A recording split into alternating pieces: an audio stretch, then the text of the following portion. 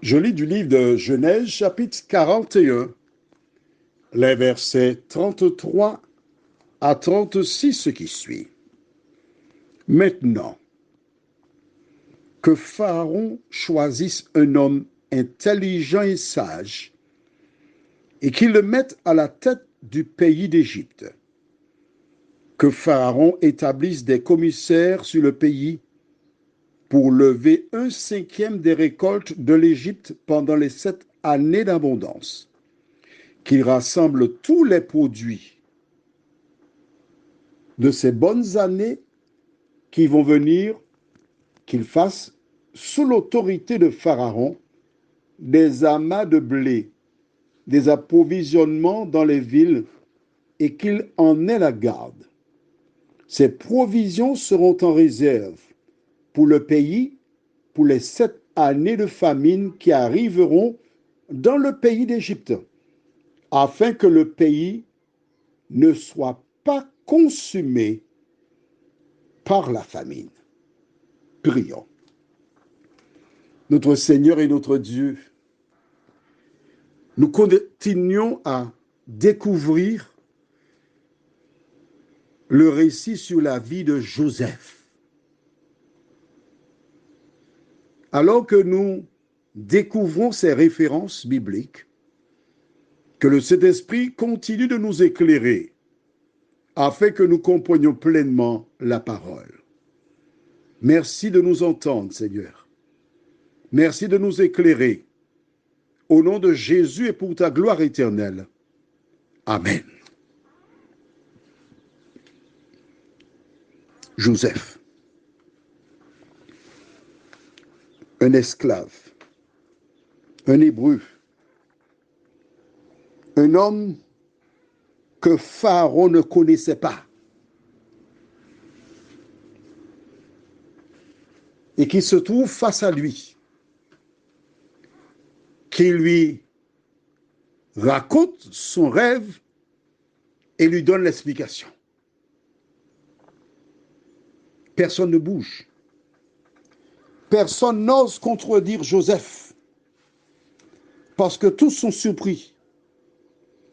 Et le roi Pharaon découvre que Dieu fera quelque chose. Il écoute attentivement tout ce que Joseph lui dit. Tu sais pourquoi? Tout simplement parce que le Saint-Esprit agit dans son cœur. Parce que Dieu parle à travers Joseph, mais il permet aussi que Pharaon entende, comprenne et qu'il accepte les paroles qui sortent des lèvres de ce jeune homme qui n'a que 30 ans.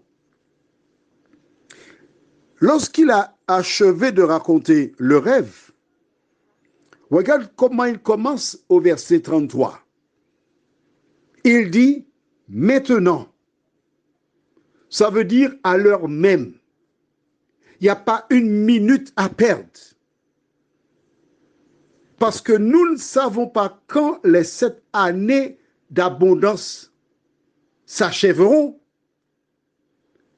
Personne ne connaît l'horloge divine.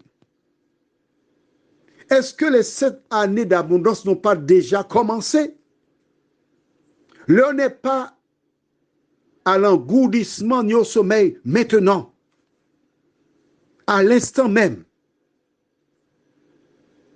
Il faut choisir quoi au départ? Un homme intelligent et sage, et que Pharaon le mette à la tête du pays d'Égypte.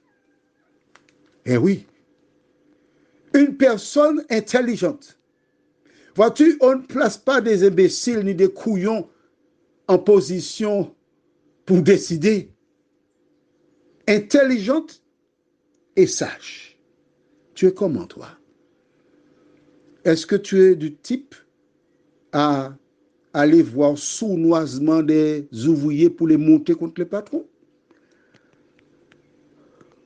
Tu penses qu'en agissant ainsi, c'est faire preuve de sagesse, d'intelligence? Réfléchis bien.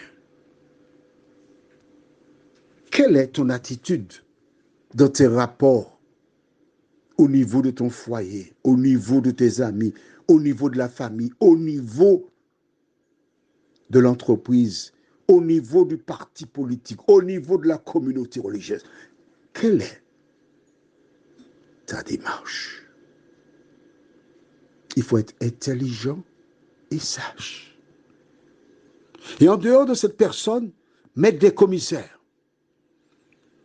Et Joseph explique à Pharaon des mesures d'urgence à mettre en place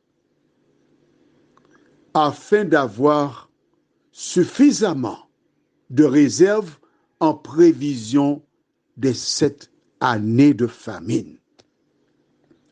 Je voudrais me répéter pour certains. Tu travailles, tu as la santé, tu gagnes de l'argent, mais que fais-tu de l'argent et de ta santé? Fais-tu partie de ces personnes qui, lorsqu'elles reçoivent une invitation d'un ami ou bien des amis, claquent ses sous chaque week-end dans une soirée, dans un programme? Je ne te dis pas qu'il ne faille pas t'amuser. Mais je te rappelle qu'il y a une période d'abondance et qu'ensuite, il y a une période de famine. Et ce qui s'est passé du temps de Pharaon, c'est exactement ce qui se passe dans la vie des humains. Quand tu commences à travailler, tu as la santé, tu as de l'argent, tu peux faire beaucoup de choses. Et au fur et à mesure que tu prends de l'âge, on te met de côté.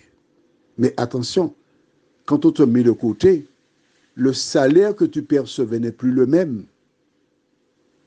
Pourtant, la mutuelle santé a triplé. Tu n'as plus la santé. La vue commence à baisser.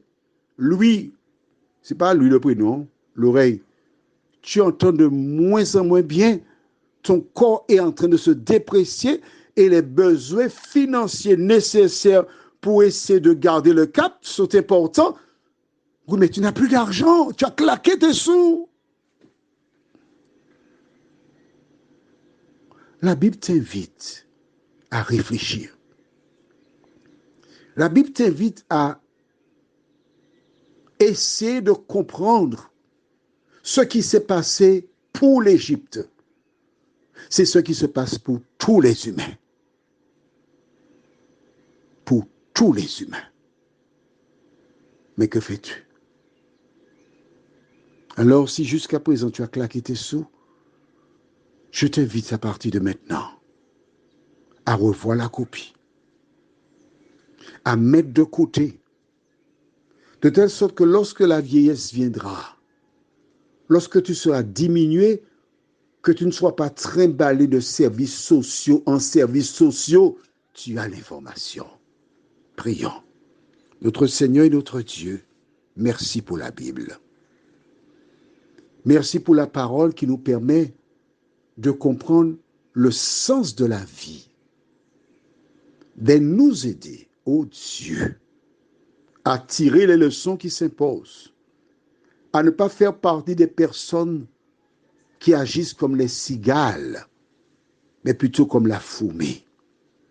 Fais-nous du bien, Seigneur. Et permet que nous puissions lire la parole et la mettre en pratique, nous t'en prions, au nom de Jésus pour ta gloire éternelle. Amen. Je te souhaite une bonne nuit. Et ne fais pas comme la cigale.